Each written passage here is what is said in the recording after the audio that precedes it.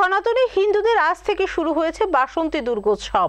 আর এই উপলক্ষে রাজ্যের বিভিন্ন স্থানের পাশাপাশি আগরতলা দুর্গাবাড়িতেও ষষ্ঠী পুজোর মধ্য দিয়ে শুরু হলো বাসন্তী পুজো। পুরাণ অনুযায়ী চৈত্র মাসে শুক্লপক্ষে বাসন্তী দুর্গোৎসবের আয়োজন করে আসছেন হিন্দু সনাতনীরা। রাজা সুরত বসন্তকালে ঋষি মেধসের আশ্রমে প্রথম দেবী দুর্গার আরাধনা করেন, যা পরে বাসন্তী পূজা হিসেবে পরিচিতি লাভ করে।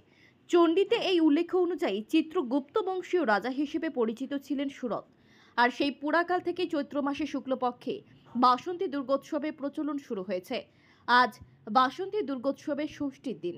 এই উপলক্ষে রাজ্যের বিভিন্ন স্থানের পাশাপাশি আগরতলা দুর্গাবাড়িতেও সনাতনী ধর্মীয় রীতিনীতি মেনে ষষ্ঠী পূজার মধ্য দিয়ে শুরু হয়েছে বাসন্তী দুর্গোৎসব।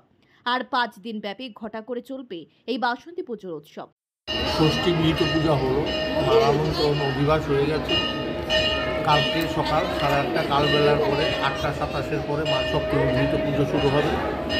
12টায় মার অন্নভোগ হবে। 10টার থেকে জনসাধারণের জন্য পুষ্পাঞ্জলি হবে, পুণ্যার্থীরা পুষ্পাঞ্জলি দেবেন। 12টায় মার অন্নভোগ হবে। বিকেল 7টায় সায়ংকালে 7টার সময় মার আর সন্ধ্যা আরতি শুরু হবে। রাত্রিবেলা মার সামনে ভোগ হবে, ভোগের পরে নির্যাত চলে যাবেন মা। পরশু দিনে ঠিক 8:27 পরে পুজো শুরু হবে। 4টায় বেলা 4টায় মার সন্ধি পূজা শুরু হবে। 4:30টার মধ্যে মার সন্ধি পূজা শেষ। সন্ধ্যে 7টা আরতি, তারপর ভোগ হয়ে বন্ধ। নবমী তো সেই হবে, এই 8:27 পরে পুজো শুরু হবে। তারপরে মার ভোগ হবে, বলি হবে, নবমীর বলি হবে, চণ্ডীগড়ের বলি হবে। বিকেলবেলা মার আরতি।